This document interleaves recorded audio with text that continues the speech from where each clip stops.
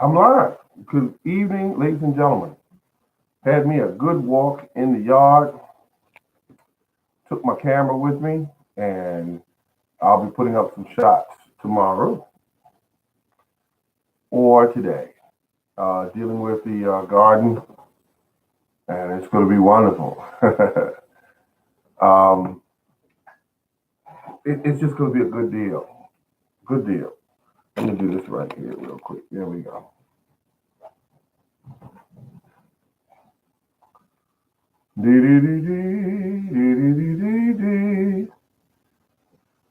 Nothing like it, folks. Gardening, growing fruits. Now, this year, all of my trees, except for one that I did not fertilize at the root, did not grow any blossoms. So, that being said, um, no roots are there. I mean, excuse me, no blooms on it.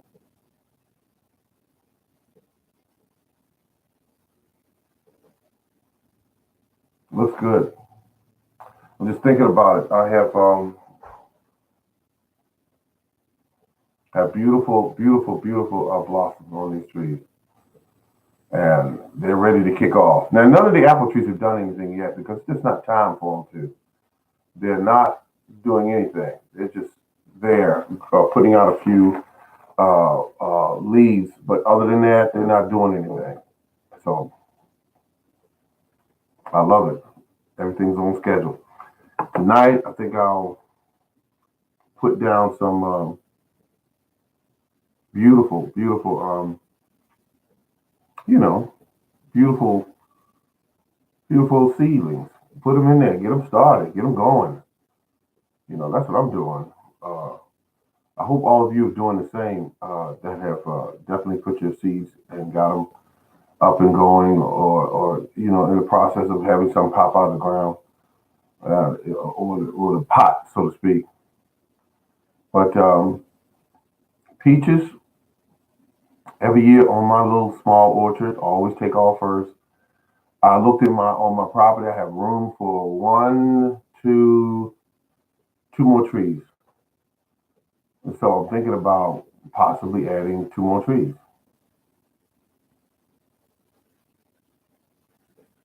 And I know I'm gonna add a few more grapevines, two more grapevines.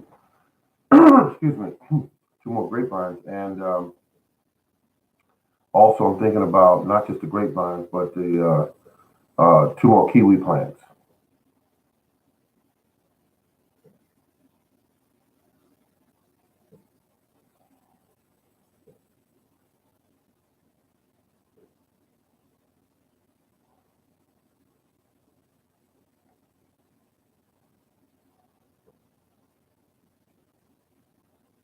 I think I'm going to use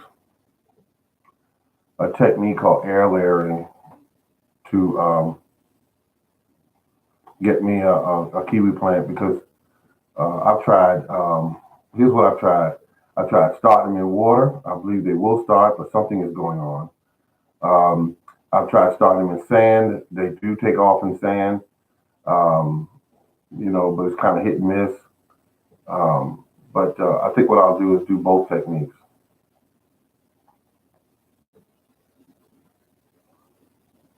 Because one time I had the sand set up where, okay, I know what I got to do. I got to fix the sand up. I got to put me a percentage of excuse me, organic matter in that sand, and then that way I got something to work with. With like I used to use a 50%, um, the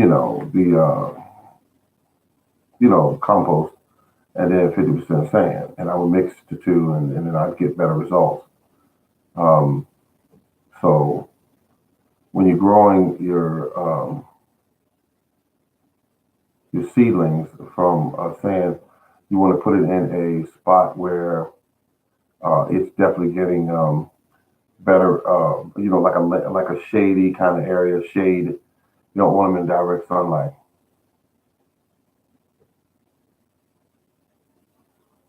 So that's how that works. On that note, folks, I see it's getting dark outside now. Really quick, I just looked out the window and I see it turning actual dark. In another, I would say 30 minutes, it'll be dark outside. And I just thought about it. I got to go and put some fertilizer at the base of a tree that I haven't fertilized. So I think I'll do that. Good evening. Good evening. Um, don't hold me. I mean, don't mind me. I'm going to run out real quick and fertilize the tree, and I'll be back. So if you like to hold tight, hold tight. Talk among yourself. But I got to tell you, it's in my mind, so I got to do it. It's one tree I got to fertilize. So stay tuned.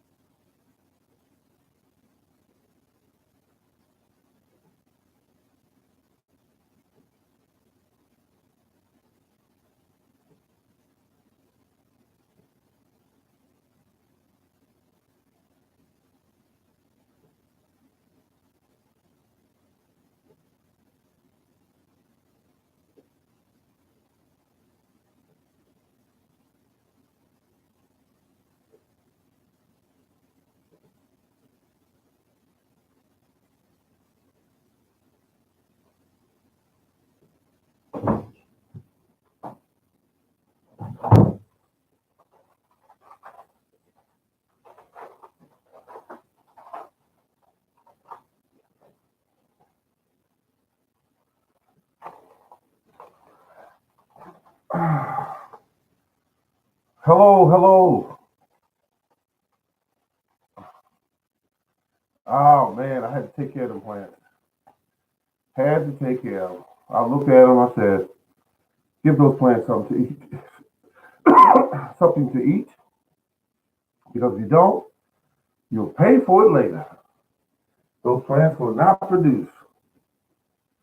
Oh, and then I got out there and I looked at one.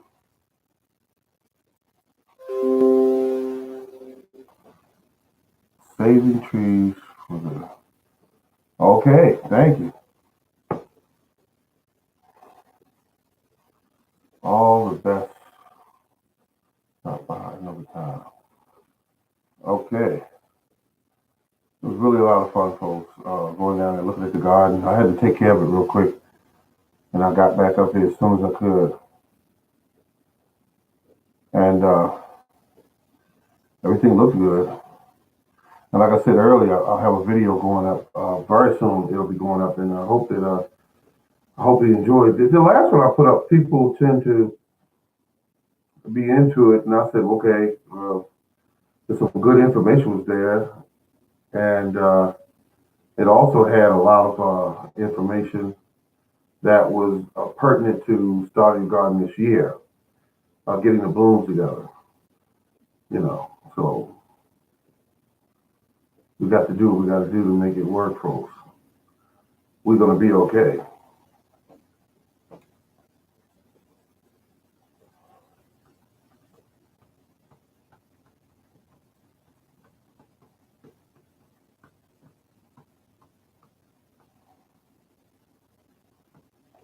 Yep, making it happen.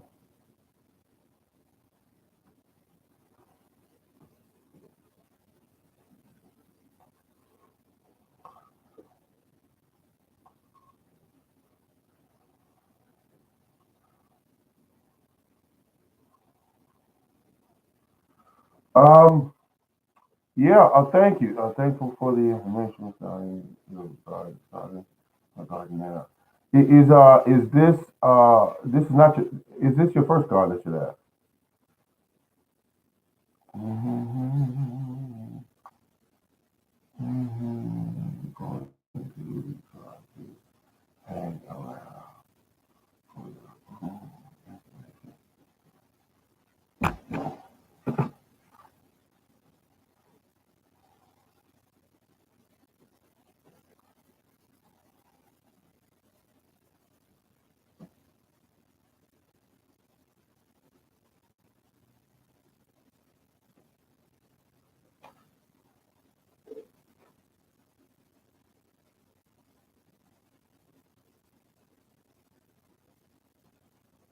Hello.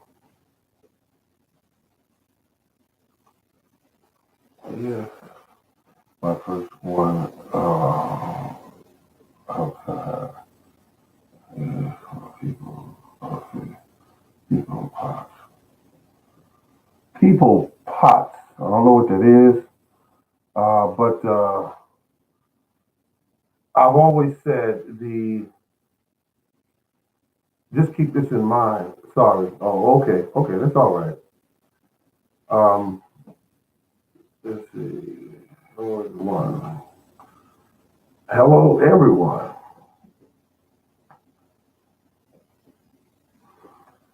The whole key to gardening, as I said earlier, in many of my videos, many of my videos, and that is even true today, is that all you have to worry about this year, or be concerned about, I'll put it that way. If you listen to one piece of information I give you, it will rule out over anything that you've seen on the internet, anywhere, anytime, I guarantee it. And that is that all you have to do is make sure your soil is right. That's it. Make sure your soil is right. That is absolutely it. Your soil in the ground, because majority of us, if you want to look it up, majority of the gardens have what they call a clay soil. Clay soil. Let's see. Hello from hello, hello. And as I was saying earlier, the You have to make sure that your soil is loose enough for the roots to go through. Also, that the soil has enough of the nutrient base in it so it can feed your plants. Now, you can add all of this. Um, if you start off with the most rotten soil on earth, rotten to the core, it's been abused and used and served like hell, you can still make that soil great soil. Now, they tell you that all you need to do is add compost to your soil. A lot of people tell you that. A lot of companies will tell you that. Guess what? That is the truth. But you have to make sure the compost that you're adding is very high quality, good compost. And a lot of us don't have high quality, good compost. We just don't.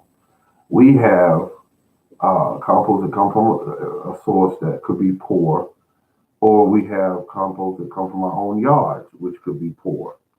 But you have to add multiple things in the compost that help improve the compost. Now, people say, well, I go get me a bag of cow manure. I go get me a bag of rabbit manure. I go get me a bag of horse manure. If the cow, the horse, and the rabbit were eating poor food, guess what? Trash in, trash out. So, that being said, you look for good sources. You put them in your soil. If you go to Walmart and see a bag of manure up there for $1.40, guess what? You're getting $1.40 bag of manure. And it's probably worth less than that. I have seen bags of manure at Walmart for, for prices that are unbelievable. And you say, wow, I should get this. This is cheap. And when you get it, you're getting exactly what you paid for, or even less. Okay, so loosen the soil up. I'm not telling you to till it.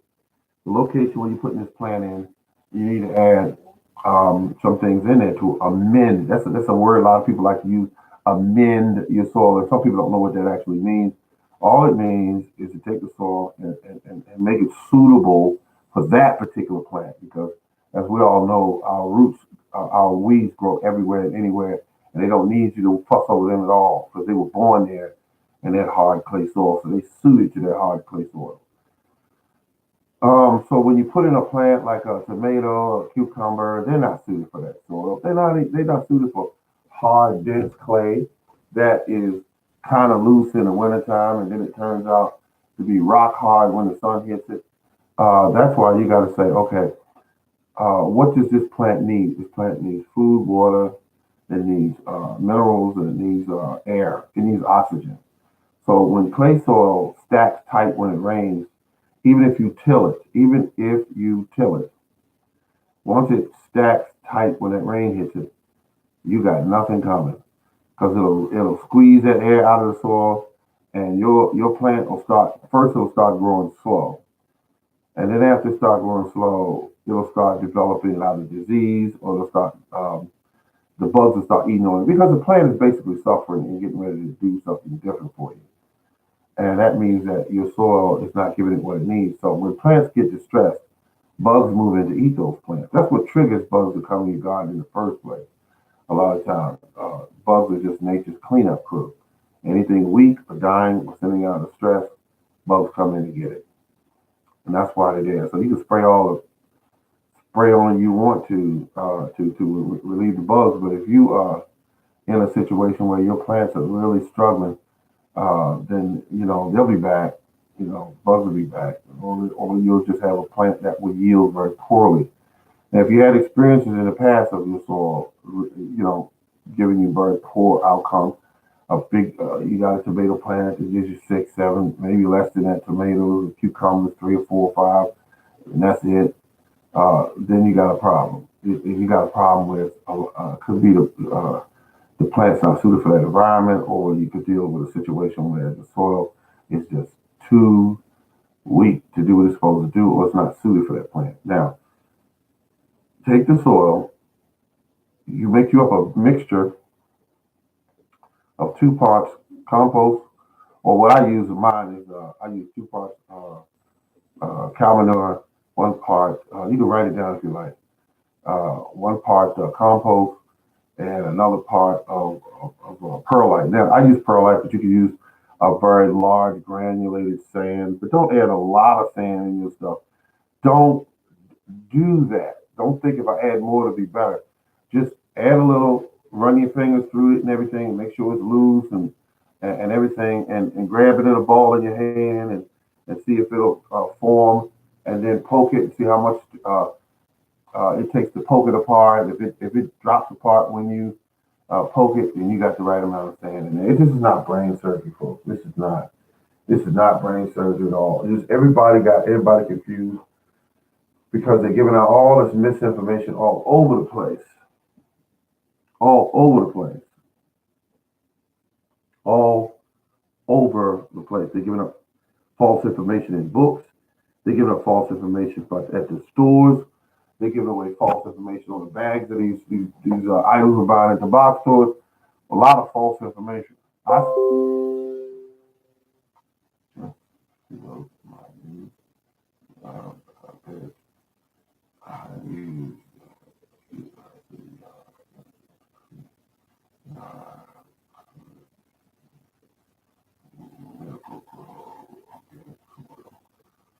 pearl white worm, cascade, let's see, heat moss,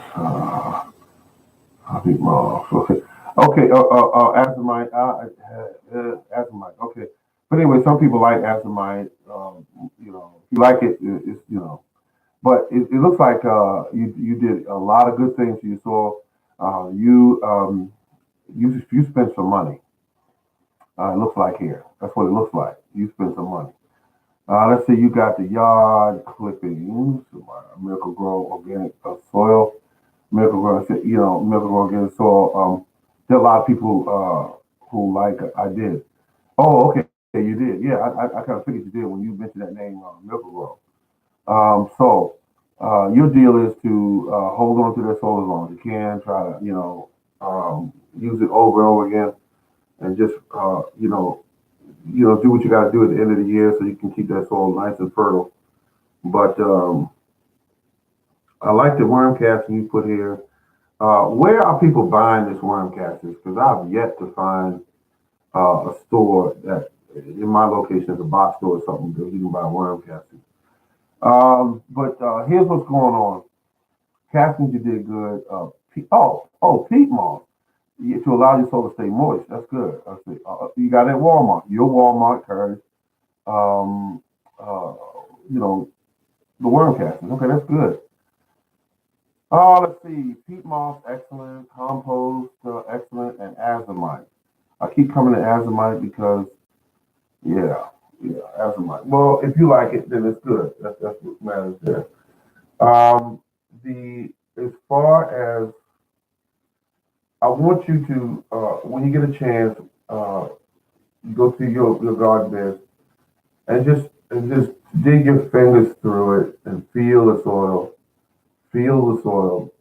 ball it up in your hand, poke it, and see how it feels when you get a chance.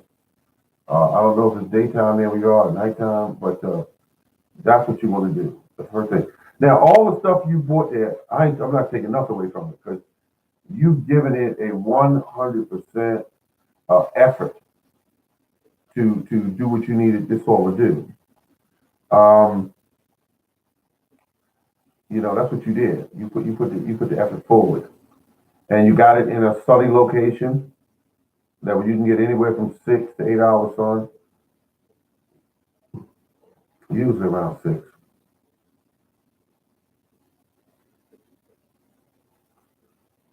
Yeah, you spend some money.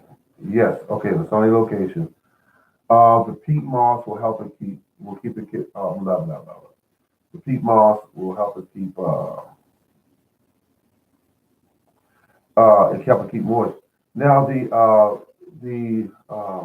Miracle Grow organic soil. Is that raised bed soil? Is it potting soil? Is it what? Because they got it formulated to do certain things, and they do it for a certain reason. Because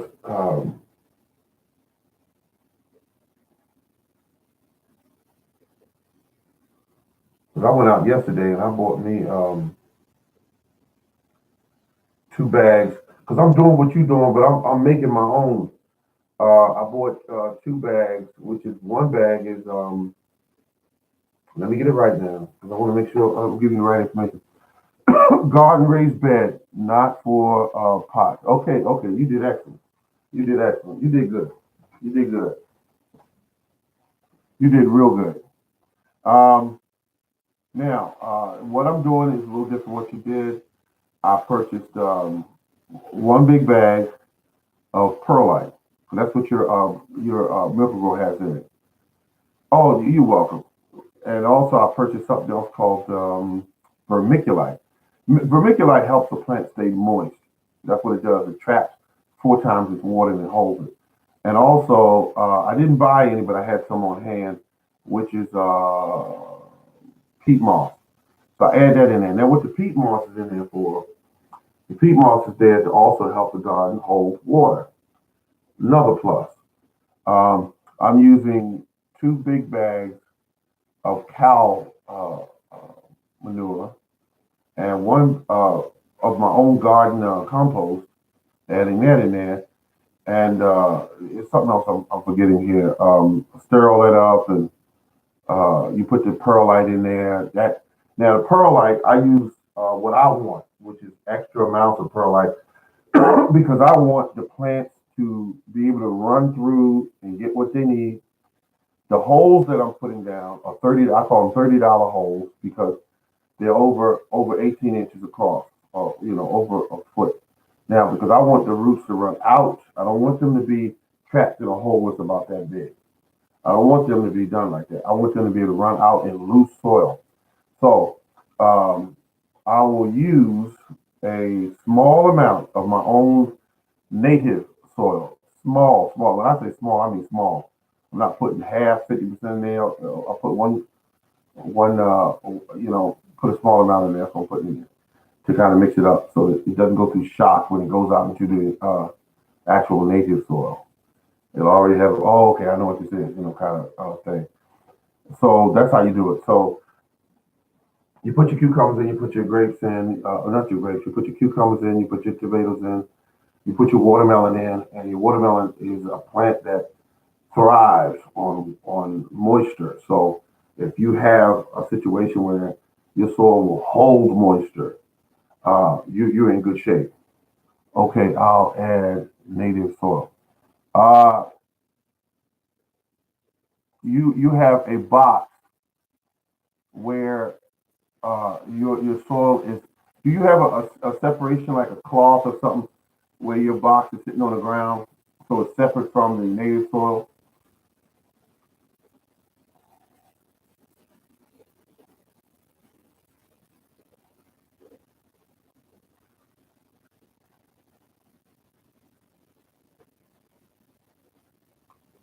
Because if you're not, I said yes, I have a line, then I wouldn't add the native soil to it. No, because you only that becomes your native soil. So it's not going to go into your native soil. It's going to grow off of what's in that box. No, you don't want to. You don't want to do that.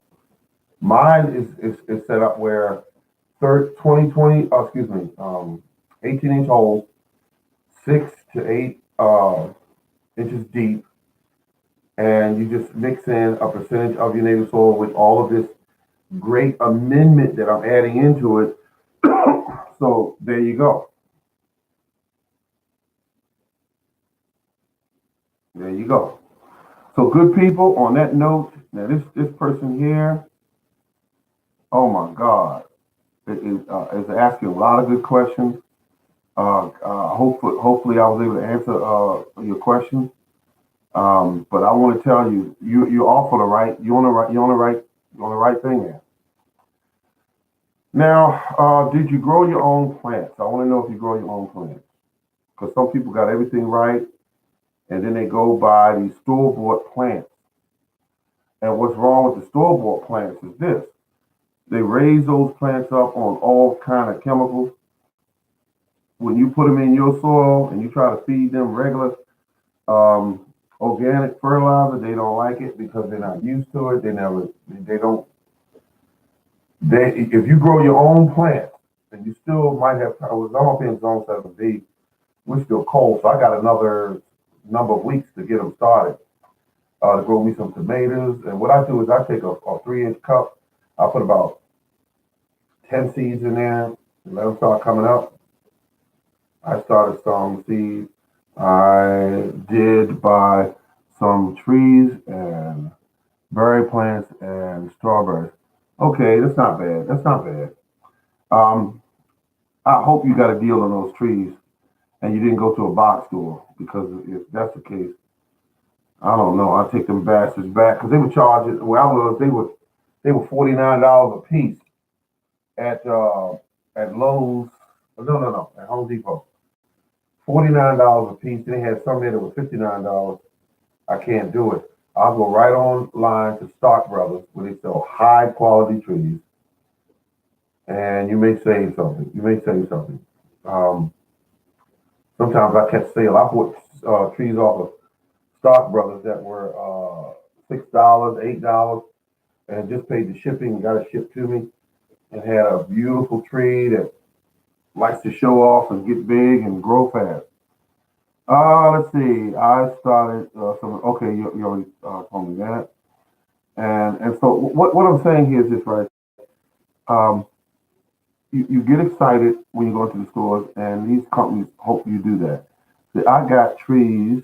I got apple trees at the tractor store. Oh, beautiful, beautiful. $14 and some change. Beautiful. Did you get um? Did you get dwarfs?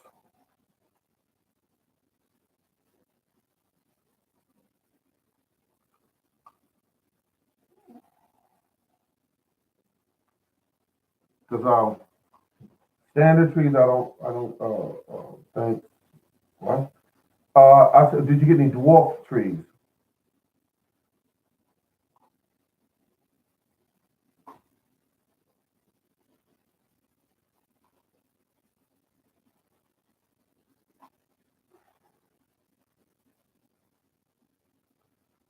Because I think all of my trees, I just, I just, um, um, I should just start, bro. No, no, okay. What I'm saying is that there's a tree that's called a dwarf. They sell like apples and pears and apple pears and plums and all, but they dwarfs. Two trees joined together, they dwarfs. The great thing about them is they say they won't get big. Trust me, if you feed them right, they'll get big, but they won't get as big as a standard tree. Standard trees are trees that are just standard. They will grow huge. So if you got them, you didn't have them too long. I like dwarf because standards will try to get 25, 30 feet tall, 25, 30 feet across. If you don't have a big property, then, but if you have a big property, I don't know. I like dwarf. I like dwarf because, wow. Yeah, so as long as your tree says dwarf on it, not semi-dwarf, but dwarf, then they're grown to stay within about 8 to 10 feet, but they'll get a little bigger than that. They'll get a little bigger than that. But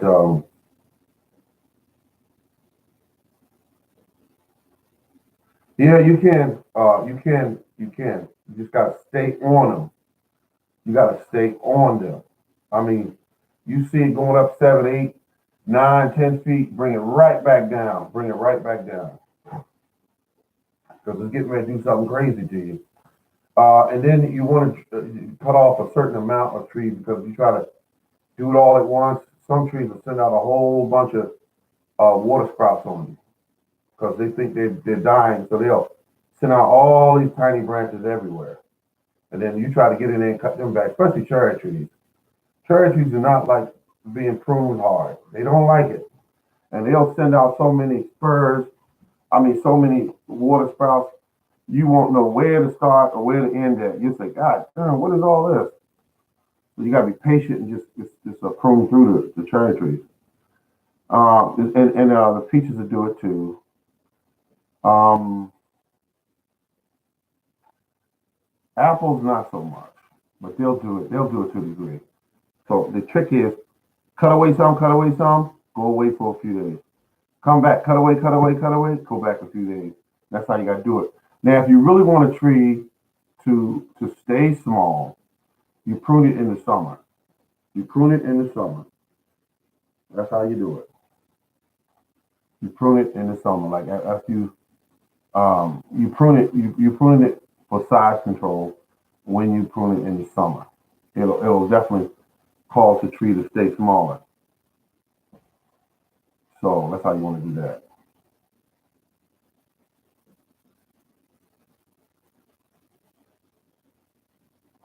So I'll invest in more dwarfs and prune in the summer. Yeah, yeah, you can do that. Yep. Because believe me, your dwarf trees are going to try to get big too. They're not going to get big as a standard, but they will try to get up to about 20 feet. And the way I draw the line is this: I am not, and I repeat, I am not climbing a tree to pick fruit. I don't want to buy long tools, pole tools to pick fruit either. I want trees that are about 7 feet tall. So I stay on my dwarf trees. I stay on them. You go look at some of my videos, you'll see my trees are within reach. I can reach to the top of them.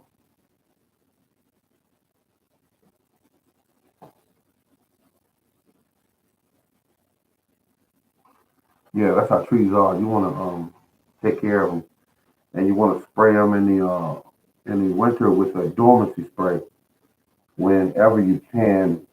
You know, dormancy spray keeps the bugs from uh, laying all out on the trees and creating little homes all winter long. And then as soon as it warms up, they come out and crawl into the blossoms and then they eat up your fruit before you even know what happened. You'll say, oh my God, look at my peaches. Look at all my peaches. And they have all this little brown sap running out of them. You'll look and say, what the heck went on here? And you say, well, I'll spray them next year. Then you won't feel like it. If you do a whole bunch of trees, I got 25 trees on my property. And you got to get a big sprayer. You want a backpack kind. Because I use mine. Oh, hello, hello. I use mine a little handheld one, and it's some work doing it that way. I'm still thinking about getting a backpack because that little handheld will work the heck out of your hand. Get carpal tunnel. But big one, you could spray that stuff down real quick and be done and back in the house. Yeah, big shoulder, big backpack for type. Get a good one. Don't get no cheap one because you'll be buying it again. Yep, you'll be buying it again. Them cheap backpacks. You got some of them that's cheaply made. Well, on that note, folks, I'm gonna get ready to get myself together for a nice little workout. I've been putting it off for a few days. So thank you all for tuning in. I appreciate each and every one of you. And I will be back soon. In the meantime, keep on growing.